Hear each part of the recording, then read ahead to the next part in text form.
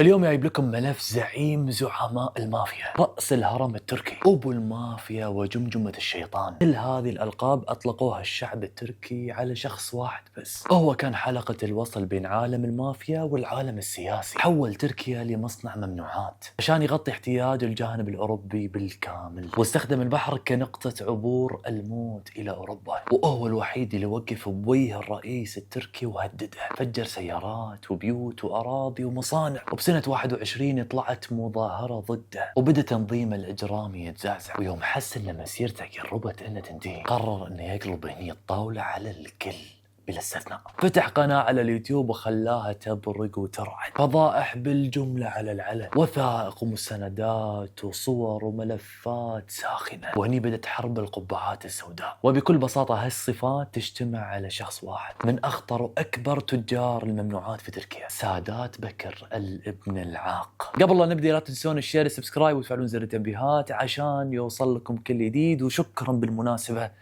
على الدعم اللي بعد الله سبحانه وتعالى لقيته منكم. شكرا على كلام التحفيز، وشكرا من أعماق القلب على الكلام الطيب اللي قاعد يوصلني. لا تنسون تقصرون على الإضاءة وتطفون الليتات وتركزون معاي بقصة اليوم. ويا جماعة النوم وينكم؟ مخدتكم جاهزة، حطوا راسكم هني ويلا نروح القصة.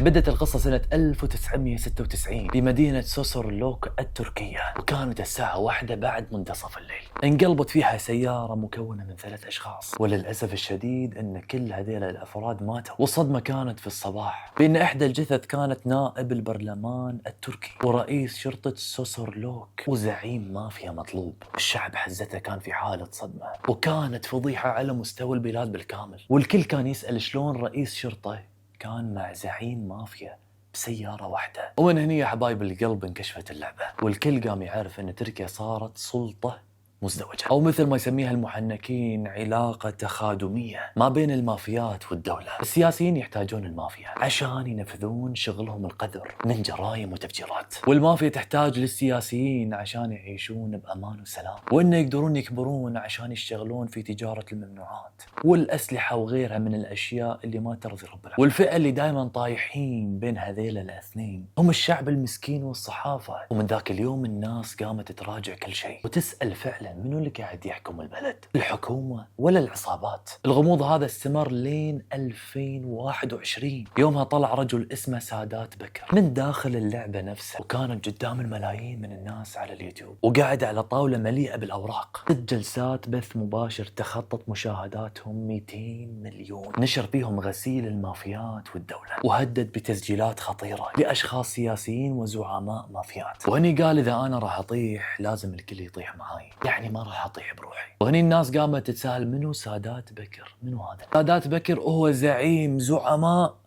كل مافيات تركيا، الحوت في بحر العصابات، وبطل قصة اليوم. انولد في سنة 1971 في مدينة ساكاريا بتركيا، عائلة بسيطة، الأب موظف حكومي والأم ربة بيت. ولكن سادات كان طفل شرس نوعا ما. ارتكب أول جريمة وهو في المدرسة الإعدادية، وهمن بنفس السنة ارتكب جريمة إيذاء فتاة بنفس المدرسة. البنية هذه كانت تشتكي لسادات إنها كانت منزعجة من واحد من المدرسين وكانت تكرهها، وهو أقنعها بإنها تنهي حياتها بسهولة، وقدر انه يجيب لها سلاح عشان تطلق النار على المدرس. وحزته وكان بطريقه رد البيت. وبعد ما البنت انهت حياه المدرس، ساعدها سادات في ان البنت تختبئ في مكان مهجور، وخلصوا عليه تماما. كل هذا وهو كان في المرحله الاعداديه. وبعد سنه واحده من هذه الحادثه دش مسرح الاكشن بريلا اليمين وبجريمه متكامله. والصدمه انه بعد اشهر قليله طلع من السجن، وطلع بالاساس انه هو منفذ هذه الجريمه بأمر من الحكومة. بنى اسمه بين المافيات، وكان الابن المدلل للحكومة حزتها، رغم أنه دش السجن مرة ثانية بعمر 16 سنة بجريمة تفجير مستودع بما فيه من عمال وآلات. ولكن هم طلع من السجن خلال أشهر قليلة. العمليات اللي كان ينفذها كانت أكبر من عمره، كان يتميز بالسرعة والقلب الميت، وكان يقول أنا من أصل قوقازي. وقوقاز هي منطقة جبلية في الجانب الأوروبي، وأغلب سكانها عندهم شراسة. هالشيء اللي خلى الجماعات ينتبهون من أمره، لأنه كان فعلا ملفت بجرأته وأساليبه وتعامله وطريقته. بدأوا يستغلونه ويطلبون منه أشياء تخص لصالحهم، يوم ينفذ عملية للحكومة ويوم ينفذ عملية للمافيات. بعمر 17 سنة بنى شركة وبدأ يسوي قاعدة مالية ويستثمر. الشركة هذه كانت لصيانة السيارات مع شريكه أولاند كيلتش، ولكن سادات كان ينشغل بعمليات الجرائم وهم من التفجير، وترك أمر الشركة هذه لأولاند. وعقب فترة تحديدا في 1990 حس سادات أن أولاند قاعد يلعب ويسرق منه الشركة. هني قرر سادات بأنه يخلي شخص عنده يراقبه، وللأسف أن شريك سادات اللي هو أولاند كان يغير الفواتير، يستغل غياب سادات بأنه ياخذ معظم الأرباح. وهني بدون سابق إنذار اختفى أولاند من على وجه الكرة الأرضية بكبرها. بظروف غامضة انمسح اسمه من الوجود، وللحين ما حد لقاه ولا أحد درى عن جثته، وتم إغلاق الشركة. تفرغ هني سادات لعالم الجريمة وصار عنده مرافقين، يعني يقدر يأمر وينهي. وهم صارت العصابات الصغيرة كلها تحت وصايته، وكان ياخذ منهم ضرائب مقابل الحماية، وهم ينفذون عمليات هو يطلبها. لين جت سنة 1997 اثبتت عليه تهمة، هي إنهاء حياة المهرب عبد الله توكشو. المهرب هم من هذا كان يشتغل لصالح الحكومة، ولكن سادات كان يبي ياخذ الشغل كله حق نفسه، يعني طمع شوي. وقعد سادات أمام المدعي العام وكان يضحك وقال له ترى أنا ما أنهيت حياته، هذيل اثنين من رجالي ارتكبوا الجريمة بالغلط. وفعلا سادات خذ براءة، واثنين اللي من رجاله خذوا حكم مؤبد. الحكومة للحين كانت بحاجة لسادات عشان يمشي بعض مصالحها، عشان كذي كان يتم بين الحين والآخر طوي صفحة الأخطاء، وفي كل مرة كان يطلع براءة. ويوم صار عمره 20 سنة كان واحد من أهم بارونات إسطنبول. تخيلوا أن الرجال اللي يشتغلون تحت إيده كان بينهم جنرالات وضباط ونواب ووزراء وألوية متقاعدين، وبينهم كوتشو كالي وهو لواء سابق بالحكومة التركية، ومحمد علي أربيل وزير سابق. كلهم يبون سادات اللي عمره 20 سنة يرضي عنهم ويخليهم تحت حمايته. وصاروا كلهم عارفين ان اي شخص خارج امبراطورية سادات وهو فريسة ممكن انه ينصاد باي وقت. سادات خلال فترة العشرينات من عمره ما كان ينهي حياة الشخص اللي يبيه بس، كان حرفيا يدمر سلالته عشان يثبت اكثر انه هو ملك الغابة وزعيمها. تخيلوا ان سادات نظم احتفال او افتتاح للامبراطورية الخاصة فيه، وطلب من الكل انه يحضرون ويبايعونه على هذا المنصب طبعا. وكل شخص حضر اعطاه شارة ذهبية وكانت تشبه شارة الشرطة، وكل شخص ما حضر هذا الافتتاح يعتبر مطرود من الحماية. تخيلوا ان يوم حضر رئيس اتحاد كرة القدم ووزراء جدد وناس لهم اسمهم بالحكومة، وكانوا يخشون وجههم من الكاميرات عشان ما حد يصورهم، ولكنهم كانوا مجبرين ان يحضرون هذا الاحتفال. سادات تحول الى شخص مرعب على الاراضي التركية، وكون شبكة صداقات مع المشاهير ولاعبي كرة القدم. كان اذا حط عينه على ثروة ممثل او لاعب يدعوهم عشان يلعب معاهم قمار، يجبرهم يراهنون بكامل اموالهم، واذا خسر اللعبة كان يرسل رجال عشان يروحون ويطقونهم وياخذون منهم الاموال مرة ثانية. وبعد فترة لقوه وهو مؤذي للمافيات والحكومة، رغم انه كان يوفر الحماية لهم وينفذ مصالحهم ويحل مشاكلهم، الا انه بنفس الوقت كان يأذيهم ويسرقهم. عشان كذي اجتمع بعض المسؤولين مع واحد من زعماء المافيات وبدأوا يخططون شلون يفتكون منه. وهني صارت فضيحة سوسورلك سنة 1996، وهو اليوم الثاني بعد هذا الاجتماع. قاعد الشعب من النوم على حادث سيارة وكان مدبر مات فيه المسؤولين ورئيس العصابة اللي كانوا يخططون انه يطيحون سادات، وهم رئيس البرلمان ورئيس الشرطة والزعيم العصابة. وسادات اعرب عن حزنه الشديد لموتهم، رغم هو اللي خلاهم يطلعون من هذه اللعبة ومن الحياة بكبرها. الحكومة وصلت لمرحلة من الغضب بسبب تصرفات سادات اللي قاعد يسويها، واضطرت تسحبه للمحاكمة عشان يهدي الشعب، وتم اتهامه مباشرة بفضيحة سوسورلوك. قالوا له انت ايش قاعد تسوي؟ احنا يا ابن الحلال اعطيناك حصانة وصلاحيات، ولكن ليش بديت تلعب على المكشوف وتفضح كل شيء؟ ليش كشفت كل شيء للشعب؟ ليش يمعت الكل بالاحتفال وخليت الناس تعرف انك قاعد تعامل ويا الدولة؟ انت وين تبي توصل؟ ولكن هني سادات كان قاعد يضحك. تخيلوا ان حزتها عمره 27 سنة، الحكومة كانت واقفة على ريل واحدة واعصابها محترقة، وهو كان وايد مستانس ان اراق الدماء في شوارع تركيا. 81 محافظة قدر يدخلهم كلهم وما حد قدر يوقفه. ويوم دش السجن بدت المافيات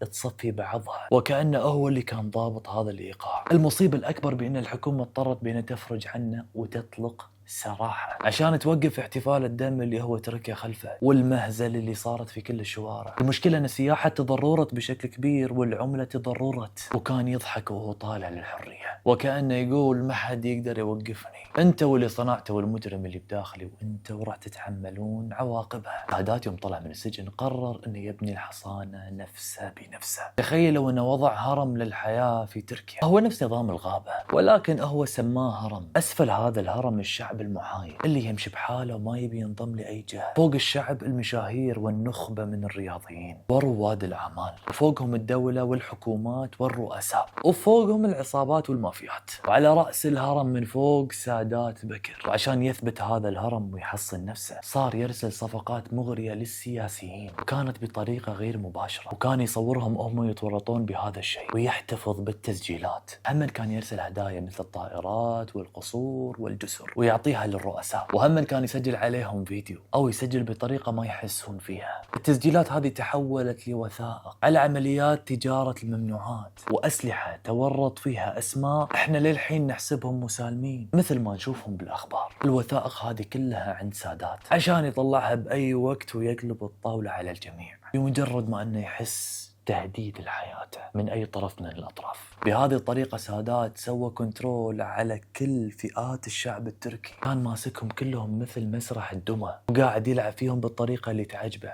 واللي تناسبه. قدر يزرع رجاله وجيوشه في 81 محافظة وكلهم كانوا ماشيين مع المايسترو سادات، وأي جهة كانت تطلع نشاز بس كان يصفيهم. وهني بعد ما الكل درى أن سادات هو فرعون العصر الحديث بدأ ينظم التجارة المشبوهة ويوسع انتشارها علنا. يعني قبل كان كل تاجر يلعب بروحه وبالسر، اللي يبيعون أسلحة واللي يصنعون الممنوعات، ولكن ما كانوا يطلعون خارج نطاق محافظتهم وكانوا دائما في حالة خوف. ولكن بوجود سادات قدر يعطي لكل محافظة مهمة خاصة، وقدر يوحد مصانع الممنوعات ونظم شغلهم وضاعف الإنتاج وصار ينقل الممنوعات عن طريق البواخر إلى الجانب الأوروبي. وخلال فترة قصيرة قدرت تركيا أن تغطي احتياجات الدول مثل آسيا الوسطى إلى أوروبا من الممنوعات والأسلحة. السوق السوداء اللي بتركيا صار أوسع من السوق المرخص، والصدمة أن عنده علاقات مع شيوخ ورجال دين. بكل حدث كان يصير أو قبلها كان يروح لهم ياخذ منهم البركة ويحب راسهم، وكان يقول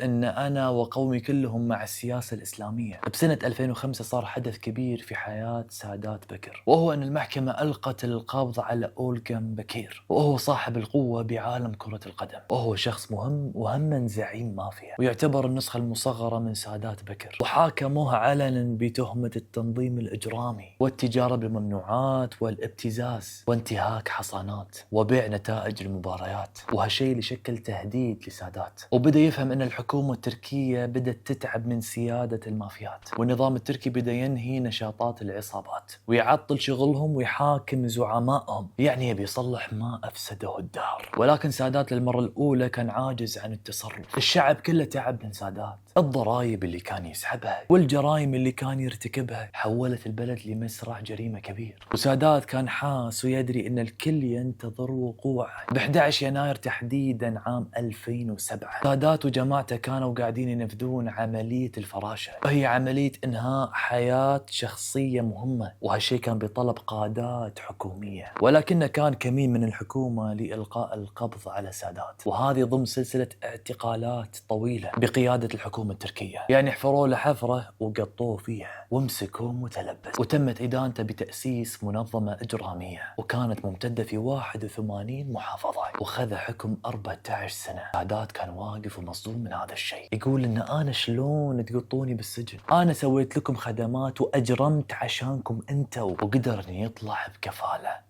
تحت ظروف غامضة. وبسنة 2013 أما وصلت حملة الاعتقالات لشخص اسمه فيلي كوتشو، رئيس منظمة أرغاناكون للتجارة السرية. والشخص هذا أعلن أن كل اللي نفذ هذه الأمور من الصفقات وغيرها كانت بقيادة سادات بكر. وهني تمت إضافة 10 سنوات فوق 14 سنة لسادات بكر. وهم من طلع بعد كم شهر بإفراج عام. المثير للجدل أنه كان يلقى حل ويطلع، رغم أن الحكومة خلاص كتبوا اسمه بالأوراق المحروقة وكانوا يبون يطيحونه، ولكن الأمور كانت تنحسم لصالحه في كل مرة. سادات يوم طلع من الحج سنة 2014 طلع بحلة جديدة أو نسخة مطورة، يعني صار يطلع على التلفزيون ويستغل السوشيال ميديا. من خلال هذه اللقاءات اللي يطلعها كان يقول أنا داعم للحركة الإسلامية، عشان يسوق لنفسه أنه رجل قومي ويدعم قضايا عشان يكسب حب الشعب واهتمامه. ولكن مسبح الدماء اللي هو كان مسببه كان واضح للكل. هذا المسبح اللي انت تركته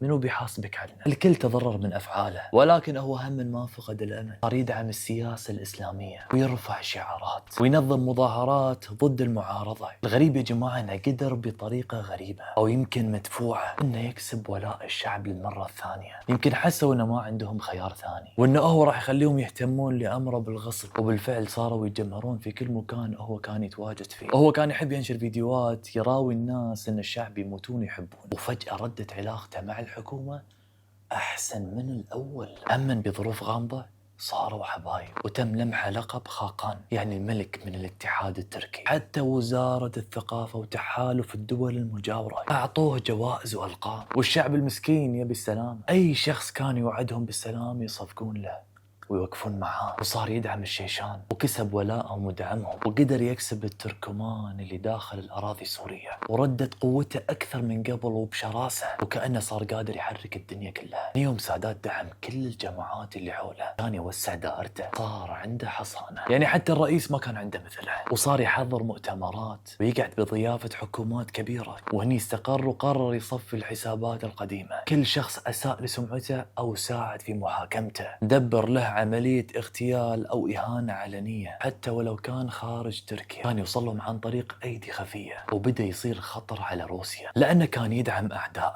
وهالشيء اللي خلاه مستهدف من قبل بوتين مباشرة. ويوم سمع أن روسيا كانت قاعد تخطط لاغتياله قرر فجأة أن يختفي عن الأنظار. وبعد مدة من الاختفاء ظهر بالجبل الأسود، كان قاعد بضيافة تيلمان إسماعيلوف، وهو أغنى رجل بالعالم. هذا يدل على أن سادات وصل مرحلة من الانتشار بدرجة كبيرة، وكان يحتمي فيه من روسيا. البعض حاولوا يستغلون غياب سادات وجهزوا ملفات وفضائح وإثباتات عشان يوصلون للإعدام ويفتكون منه. الاثنين اللي كانوا يركضون بالقضية هذه هم وزير المالية التركي السابق بيرات آل بايراك، وزير الداخلية الحالي سليمان سويلو. وسادات يوم وصلتها هذه المعلومات صار مهدد أكثر، يعني تركيا من جهة وروسيا من جهة ثانية، وبالفعل قدروا أن يسربون جزء من هذه الفضائح. فهي أن سادات كان يسوي صفقات مرعبة لتجارة الممنوعات على مستوى دولي، وانه متورط بمئات الجرائم بتسجيلات يظهر فيها وهو قاعد يصفيهم. ولكن المصيبة مو هني، المصيبة يا جماعة لما سادات قرر انه ينتقم، قرر انه ما يطيح بروحه وهو ساكت. مثل ما قلت لكم قرر انه يفتح قناة على اليوتيوب يظهر فيها جميع الملفات والفضائح، تسجيلات وصور وملفات وغيرها من الاشياء. وهو كان يقول جيم اوفر للجميع يا احبه. ومن اول فيديو انحط الدنيا انقلبت. طلع يسولف عن مسؤولين كبار بالحكومة ويقول انهم كانوا يشتغلون معاه بالصفقات اللي هي الممنوعات والتهريب وغيرها، وانهم نفسهم هم كانوا ياخذون منه عمولات على كل شحنة كانت تطلع من البحر الاسود وتدخل الاوروبا. يقول ان وزير الداخلية السابق سليمان سويلو اعطاه حماية مقابل خدمات خاصة، وان بيرات اللي هو صهر اردوغان هم متورط بصفقات اسلحة وممنوعات كانت تمر عن طريق شركات وهمية وكانت مملوكة باسمه. وكل مرة كان يذكر فيها اسم كان يعرض الدليل، صورة أو ورقة، مقطع صوتي أو تسجيل فيديو. العالم كلها قامت، الناس كانت تصيح بالشوارع وكأنهم عايشين بمسلسل. المعارضة استخدمت كلامه كرصاصة سياسية، والحكومة للحين تحاول تطفي النار، بس النار كانت مولعة بكل زاوية ما يمديهم. سادات قال إن كل هذه الفضائح هي فقط 3% من الأشياء اللي أنا عرضتها والأشياء اللي موجودة عندي الحين، وفي حال إذا تم إنهاء حياتي كل شيء راح ينفضح باليوم الثاني. وعشان يثبت لهم انه يقدر يسويها فعلا نشر الفضيحة اللي كانت تتعلق بتصفية صحفي اسمه جمال خاشقجي، وقال ان العملية تمت بمعرفة جهات استخباراتية تركية، وانه كان عنده تسجيلات تثبت ان الحكومة لها طرف بهذا الشيء وكانوا يدرون بكل شيء قبل لا يصير. وعقبها نزل فضيحة ثانية وقال ان تركيا مو بس تمرر ممنوعات، هم تمرر بضائع بشرية مسروقة من مناطق الحرب من سوريا والعراق، وان عنده أدلة على تورط ضباط ومسؤولين، وأن الأرباح فعلا كانت بالمليارات. الشعب هني تينن والناس كلها انجنت، حتى المافيات مستغربين. الناس صارت تنتظر كل يوم فيديو جديد. الكل كان بيعرف منو باكر دوره انه يطيح، منو اللي سادات راح يفضحه. لكن الغريب ان الحكومة ما قبضت عليه. كل اللي سووه انهم حجبوا قناته عن تركيا، ولكن العالم كله كان يشوفه من الخارج، والمقاطع كانت تتسرب عادي. وسادات كان يضحك ويقول انا اقدر بسهولة اطلع من تركيا، ولكن انتم ما تقدرون تطلعون من راسي. قال ان عنده تسجيلات على كبار المسؤولين، تسجيلات لو تطلع بتطيح انظمة مو بس حكومة. ومن ضمن الاشياء اللي قالها ان في سياسيين كبار كانوا يستغلون الطلاب للمقايضات السياسية، وكان عنده صور تثبت هذا الشيء. وقال ان بعد في نائب مشهور تورط بجريمة، وانه تم التغطية عليه عن طريق وزارة الداخلية نفسها. كل فيديو كان ينشره كان بمثابة ذرية نووية، وكل كلمة كانت تهز وزارة بأكملها. الصحافة صارت تتناقل كل تفصيل، وكأنهم لقوا شغل أو سالفة يشتغلون عليها. والشعب كان على دراية، وصار يعرف أن كل شيء قاعد يصير تحت مافيات تتعامل بالدم والفلوس والسياسة. ومن ذاك اليوم صار اسم سادات بكر ما ينذكر إلا ومعاه كلمة فضيحة، وتغيرت ألقابه اللي كانت أول. صار الابن العاق، وصار المجرم الهارب. الناس تقول إنه خرب البلد وهرب، ومن بعدها اختفى. ما حد يدري وين راح، حي ولا ميت. ولكن الأكيد أن الملفات اللي نشرها خلت كل مسؤول تركي يخاف من ظله، وكل سياسي يعرف أن سادات بكر من البداية كان يحمي ظهره ويأمن نفسه، وغير مفهوم الحصانة والسيادة. ومن بعد كل هذه الفضايح يا جماعة، تركيا ما ردت نفس قبل. الدولة كلها قامت تعيش بين الحقيقة والخيال. اليوم ما حد يدري هو وين. آخر ظهور له كان في فيديو مدته أقل من دقيقة، كان لابس أبيض وجالس بغرفة فاضية، وراه علم تركيا، وعلى الطاولة ورقة واحدة، وقال فيها ان كل شيء لا وقت. وعقبها اختفى تماما. ومن يومه كل فترة كانت تطلع إشاعة. في ناس تقول إنه شافوه بالإمارات، وناس تقول إنه بلبنان، وفي اللي يقول إنه تم تصفيته واندفن، وكان الدفن بالجبل الأسود. ولكن كل مرة تصير فضيحة جديدة أو سقوط مسؤول، الناس عبالهم إن سادات رجع. تخيلوا إن القصة بدت بحادث سيارة سنة 1996، كبرت وصارت زلزال سياسي، انتهت أو يمكن ما انتهت برجل واحد قلب موازين القوة، خلى العالم كله يطالع تركيا. فمنو هو سادات بكر؟ هو مجرم ولا بطل كشف الفساد؟ شيطان ولا ملاك نازل من السماء؟ الإجابة أبيكم أنتوا وتقولونها بالتعليقات. القصة هذه فيها عبرة وعظة، وأبيكم تعرفونها حي. اللي يملك أسرار الناس يملك أرقابهم. هني كانت نهاية قصة اليوم. لا تنسون الشير، السبسكرايب، وتفعلون زر التنبيهات عشان يوصل لكم كل جديد. نشوفكم إن شاء الله بقصة جديدة. أخوكم أحمد شامل، السلام عليكم.